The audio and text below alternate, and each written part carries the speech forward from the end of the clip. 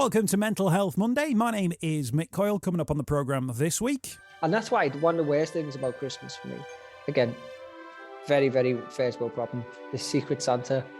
Because with Secret Santa, you don't know who you're meant to pretend in front of. You've dismissed that as a that'll do gift, but you've not realised how great it is. Your gut reaction to this gift betrays the true greatness that I have bestowed upon it by giving it to you, even though you're only my half brother and I only ever see you every once or 6 months. In an ideal world, I'd have a present room, right? The way I'd do it is that you go, right, presents, go in that room, in the little present room, and then we each take it in turns. Don't have to pull faces and pretend, and then you come out and go, yeah, sound, and then the next person goes in, and no one ever mentions no one ever mentions the present, and you just go, great, get on with it. And I'll be reminding you how you can make connections with mental health organisations within your community. It's Mental Health Monday. So it's the home of the UK's conversation on mental health. Welcome to Mental Health Monday as we reach the end of the year 2021. If you're listening to this as it's gone out, you'll know that we're nearly here when it comes to the big day and Christmas. If you're listening at some point in the future, we're recording this at the end of December 2021, where we're hearing all sorts of things about the Omicron variant. And at the moment, it's not particularly good news, but at the same time, we're all trying to go about planning our Christmases and not really being sure what the next few weeks are going to be holding in store. As someone who's listening in the future to where I am now, fingers crossed everything's working out for yourself and also for me, if I'm absolutely honest, because it's that time of the year, isn't it, where we want everything to run as smoothly as possible. Going to spend a little bit of time on the programme over the next couple of weeks, actually, with Christmas and New Year specials with friend of the programme, CEO of Chasing the Stigma, the creator of the Hub of Hope, and a good pal of mine, Jake Mills. Jake, Merry Christmas. Merry Christmas. I've not actually said that to anybody. It's because we don't see anyone anymore. That's it. Merry Christmas to you and yours. We are at that time of the year whereby I think going into Christmas, and we're a week or so away, like Christmas seems to be a very optimistic place, doesn't it? Like we're striving to get there, and the vision we have of it is log fires, even though we don't have a log fire. You know, it's mulled wine, even though we don't really like mulled wine. We'll have one, but it ain't great. You know, it's friends and family who potentially we might not be able to see because of, you know, potentially impending restrictions as well. But the thought of Christmas and the image of Christmas, for me, and I think for a lot of people, gets us over the line at the end of the year. Yeah, and that comes with its own problems. But yeah, it's a target, isn't it? I think for a lot of people as well, and personally speaking, it's almost an excuse to stop. Which again depends on the individual, can be a good or a bad thing, but certainly from my perspective right now, you know, getting through this year, it is that excuse to be able to just stop, turn off your computer, turn off your phone, and just relax and be okay with that, and giving yourself that permission to do that. And as you said, the reality compared to the expectations is often very different, particularly as somebody and yourself, we're two young children.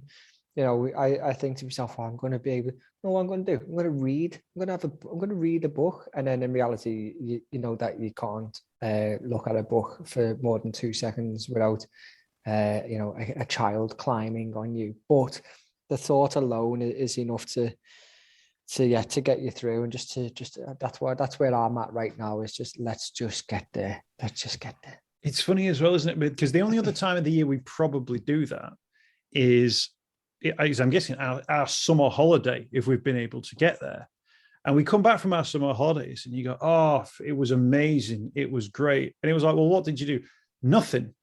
I sat on a beach, I read a book, I went for a swim, I went out for a meal every night. You know, well, of course you had a good time doing that. Like, I've never tested it, but you could probably do that at home at the same time. Do absolutely nothing. Enjoy, get all the vitamin D you need in the garden if the weather's okay. Go out for a meal.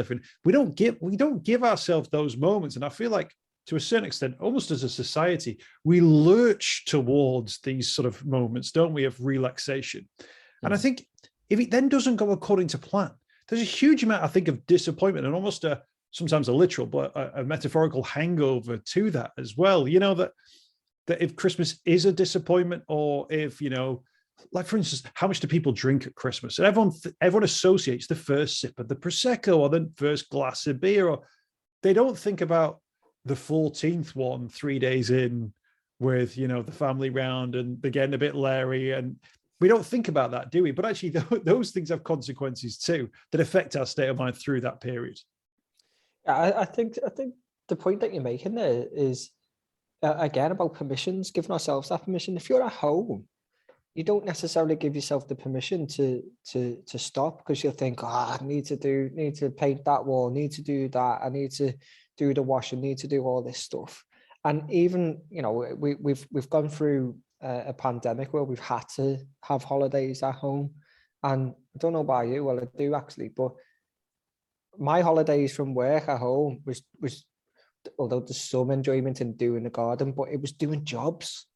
It was like, right, I'm stopping working to give myself a break, but the break is actually to do jobs, to do things that aren't necessarily enjoying. By going away, you're almost forcing yourself to say, well, I'm away from that environment, so I'm allowed to stop. And I think with Christmas, again, it's that the expectation of what it's going to be. It's this magical time where you can do all this, and you can have fun, and you can relax, and you can play games, you can do all that. The reality is that whole holiday whilst at home, where you'd end up probably more stressed, more anxious, in a worse physical and sometimes mental state as a result of the expectations and the I don't know, feeling like you've got to have a perfect Christmas, which, let's be honest, who's ever had a perfect Christmas? Who's ever had that ideal vision of a Christmas? Because I know I certainly haven't. Well, there was one man, as far as I could tell, and that was George Michael. And what happened to him the very next day?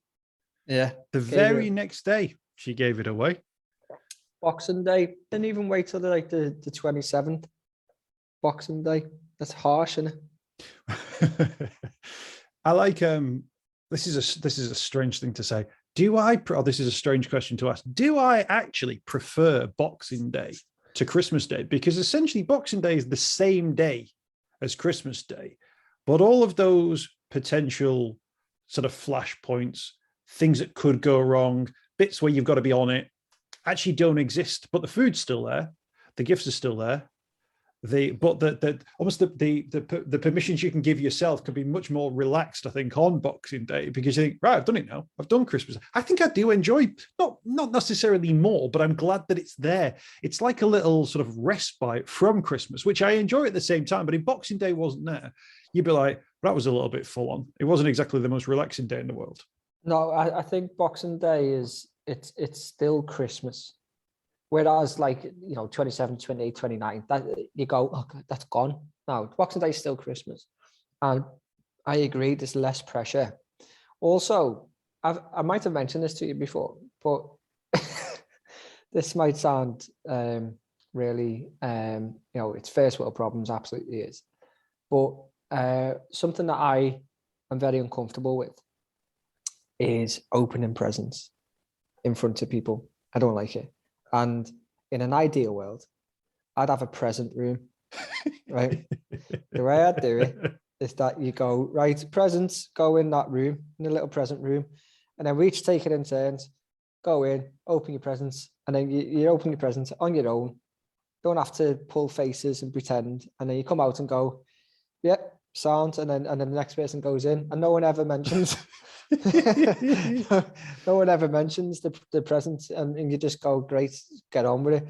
And I think Boxing Day is a little bit like the present room, where you can be a little bit more honest about how you feel about everything. Boxing Day is the day where you look at stuff and you go, what is this? What? And you look at it and who's this from? Like, why did they think I wanted this? And then you realize it's a present you bought for somebody else in absolute panic. But But no, there's part of that. Do you not think part of it though is the fact that although giving a gift is a selfless act, there's an element of there's a selfishness to it that you want to see them respond positively, don't they? You want when you pick up that gift off a shelf and you pay your money, you do it with in mind that when you open it, you have a moment and then you go, I knew that was the right thing to do. But what you're saying is you don't want people to have that moment. You want to go, excuse me, I've just got to go into this shed here. I'll come out and I'll fix my face in a certain way. Yeah, I think a present shed is fine. It's not so much that I don't want them to have that moment. It's more that as a very socially anxious and awkward person, I want that moment to be as you know what they want. I don't know if I can deliver, so I'd rather take it away completely. But I wonder whether or not you've developed that over that particular issue. You developed that anxiety over years and years and years of just getting absolute garbage to the point where now you kind of know, the auntie who gets you the Lynx Africa, and it's I will use Nivea or Dove body spray, yes. Yeah. But what is the honest response you want me to give? Like, do you want me to say I love it? Because it's great and it's fine. But I think often gifts can be very whelming, can't they? They're not underwhelming, but you're not overwhelmed by it. You're just whelmed by it. It's just yes, you offered me a gift and it's nice that you've done that.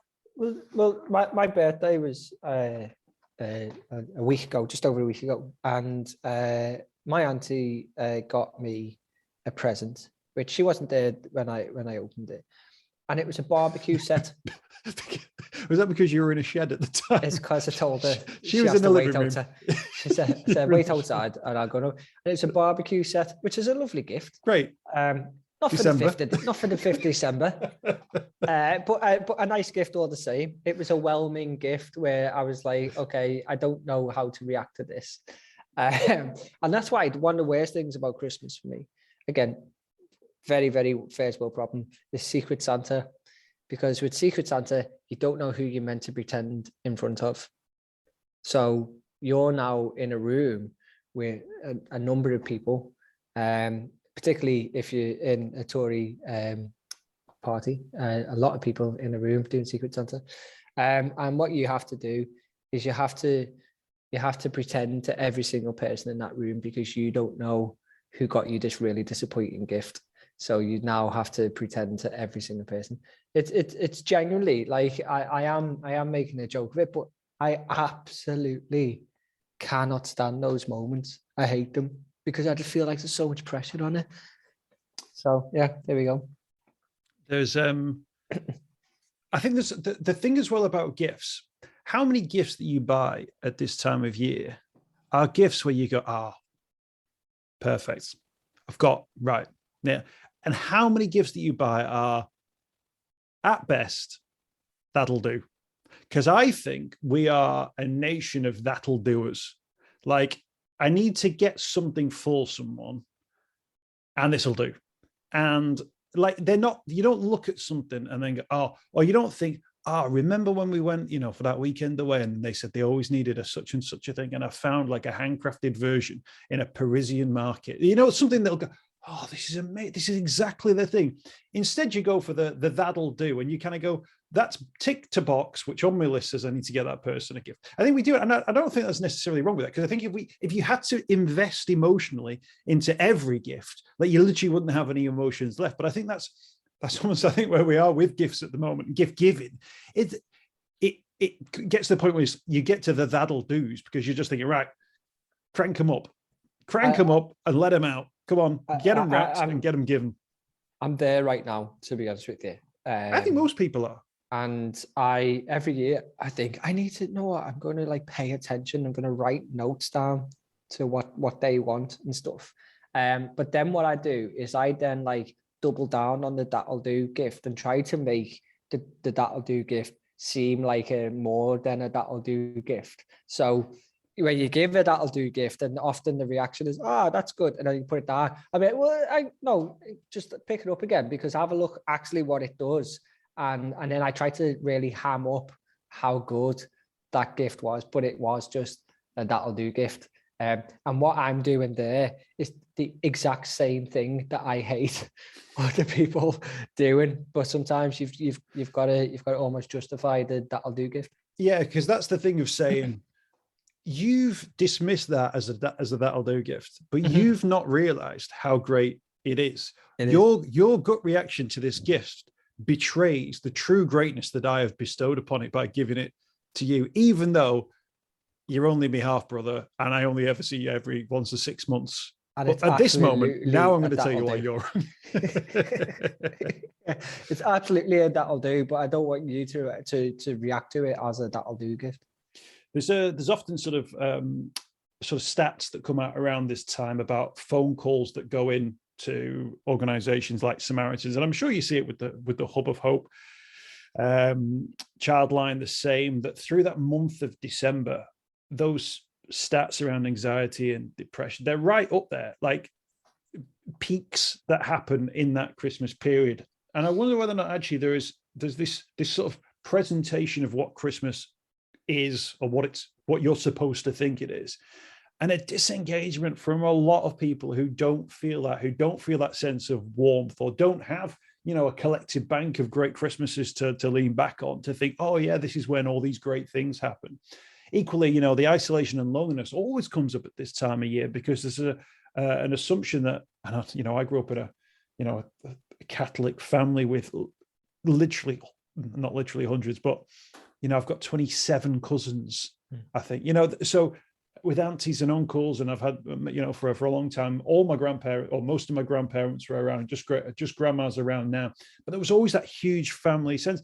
And I just presumed growing up that everyone's Christmas was a bit like that the auntie would come round in the afternoon, then you'd pop round to such and somebody else.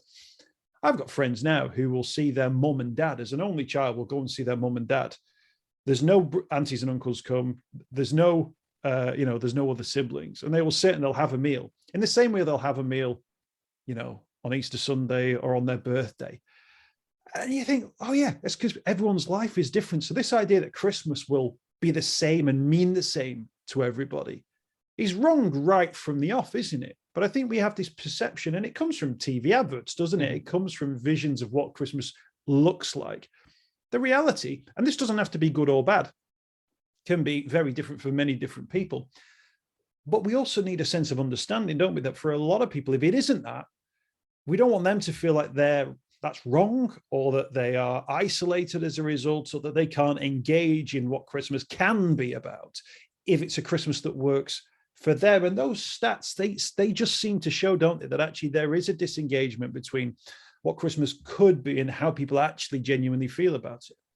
Yeah, I think we talk a lot these days about, like, Instagram or social media in general, compared to reality, and how you'd only show your best self, and these unhelpful expectations of a perfect life or a perfect Christmas. If you think about Christmas in general, for those who celebrate it, a lot of people who don't, and if you think of that perfect Christmas, which, as you said, is in Christmas films and adverts and stuff, and it's about families together, it's about lots of presents, it's about lots of food.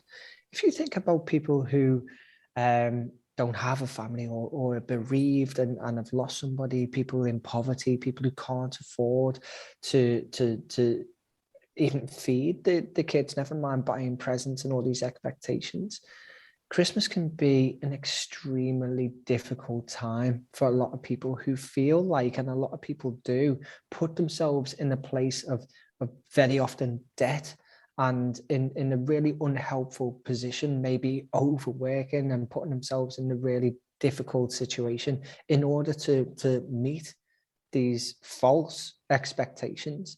And let's be honest as well, is that just because you have loads of food and loads of presents doesn't mean that Christmas is good.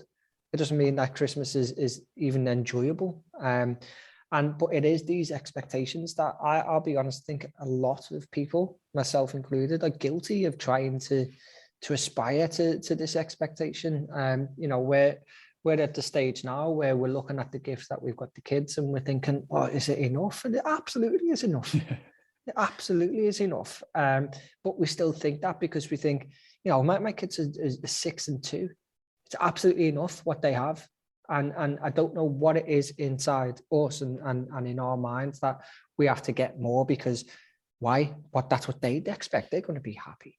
And so, as I say, you've got to look at what this is for everybody. Everybody is an individual. And as I said, it's people who are bereaved, there's people who are isolated, who are lonely, there's people in debt, there's people in all kinds of different situations. And it is different for everybody. There's people who absolutely dread this time of year. And so it's often called the most wonderful time of the year, but it's not for everybody. And I think it's being aware of that, and it's being kind of kind to people and not trying to portray this ideal life, because let's be honest, we don't have it. None of us do. Yeah, I think it can come with a hangover, can't it? Often people talk about, the months of January and February, and it's cold and it's dark and people don't feel great. But if at the same time you're also thinking, how are we going to pay for everything that happened in December, then that can add people's problems. That means that actually your problems don't then just involve getting through Christmas Day. Your problems can, throw a load of cash at the problem, and you've got the Christmas Day you thought you wanted, but actually January, February, March then becomes problematic. I almost think it'd be so much easier if you just didn't do Christmas, or you weren't interested in Christmas. Christmas Day, you could head out and about, your place would be quiet, you go for nice long walks, and it's when I think Christmas, you try and make Christmas mean something, or you try and force a Christmas that you think or expect, that it blurs the line, doesn't it, between expectation and reality. And you can do a thrifty Christmas, you can do Christmas on the cheap, you can do Christmas organic or Christmas homemade, and all of those things. But then you exist in a world where not everyone's doing that. So then you're the weird family who didn't do Christmas properly, or you're the family who didn't get the iPhones and stuff. And on the day, you didn't wake up going, I didn't get an iPhone. But maybe when your kids go back to school, they've still got their old phone, which has got a crack in the screen, and then suddenly all the other kids have got iPhone. It creates this thing, doesn't it, where Christmas actually is a problem, or has become a problem, which it doesn't need to be.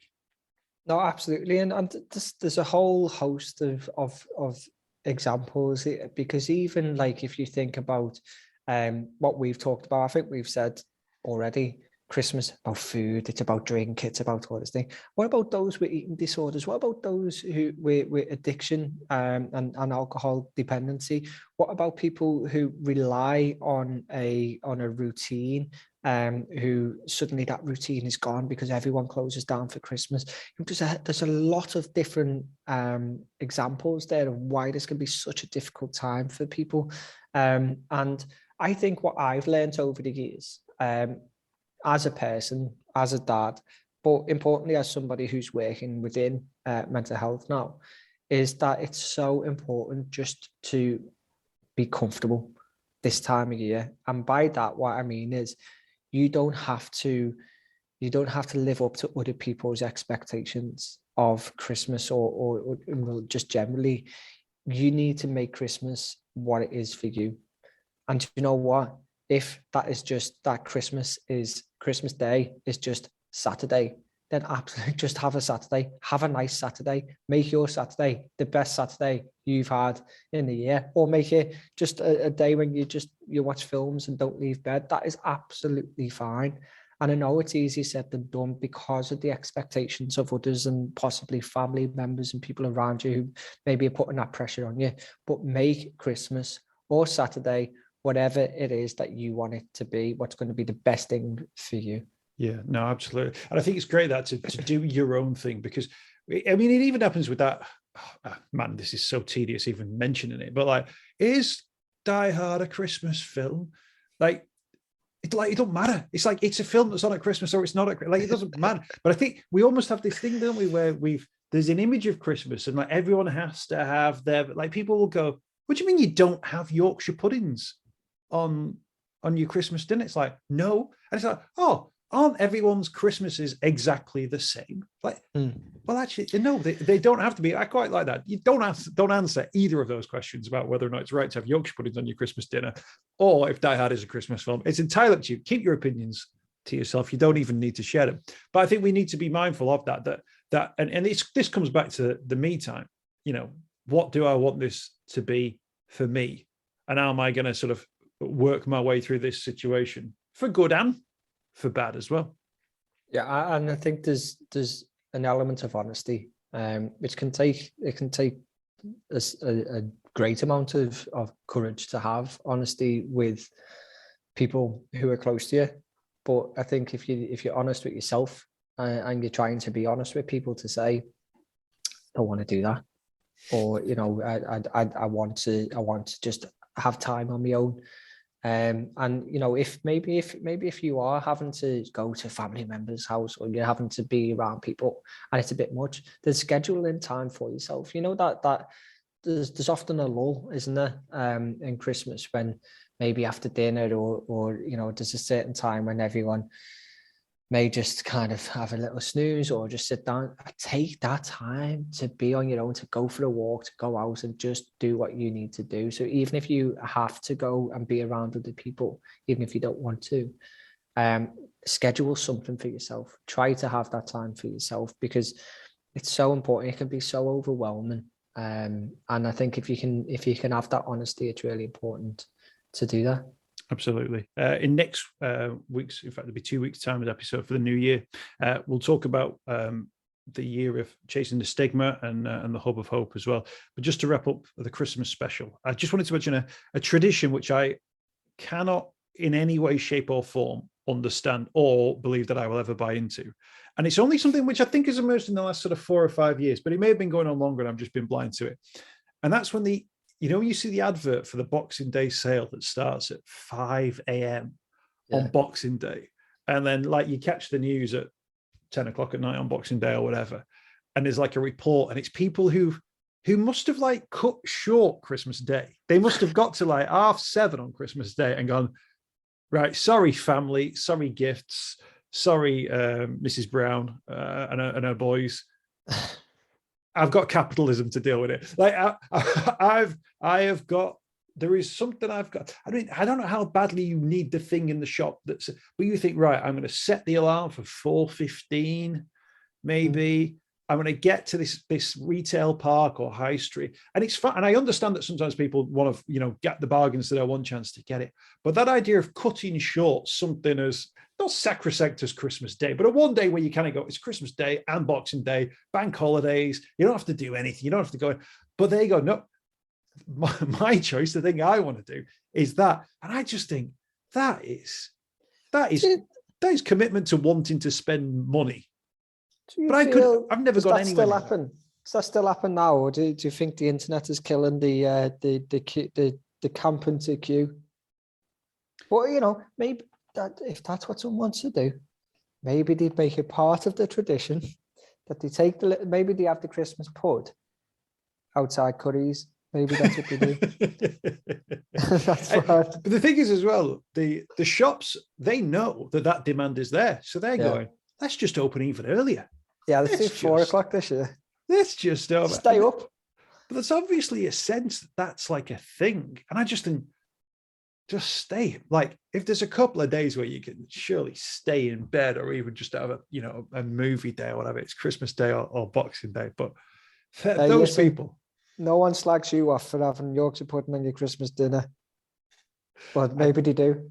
No, exactly. And actually, that's something I've never, ever done. But somebody once said to me they had that. And I was like, oh, that's not something that we've done. Yorkshire puddings. They were from Yorkshire, right? So and then I thought, well, that just makes sense that they're from Yorkshire. But sometimes people are sniffy about it. Somebody told me once that you could have cheese with Christmas cake. And I was like, that sounds weird. Tasted like the best thing ever. Now, whenever we've got Christmas cake, big slice of mature cheddar on it. It tastes. Do you like a Christmas cake? Like Christmas cake, like a fruity Christmas fruit cake. Loaf type of thing. Yeah. Like a traditional Christmas cake with mature cheddar. My mouth's watering just thinking about it. It tastes absolutely amazing. But again, it's a thing you'd go, I've never done that. And all Christmases have to be the same. So I will never try it. Give it a go. Next year, you'll be going, right, where's my Snowden black cheese? And I'm going to go for some of that. Next year, you're going to be queuing in a tent to buy a cheap telly. I'm going to present you with that TV. You're going to go into your present shed. You're going to open it. You're going to come back in with a big grin on your face and a big platter of cheese and Christmas cake. Yeah, sounds ideal. Jake Mills from Chasing the Stigma. Merry Christmas. Merry Christmas to And a you. Happy New Year. We'll catch you for the New Year special.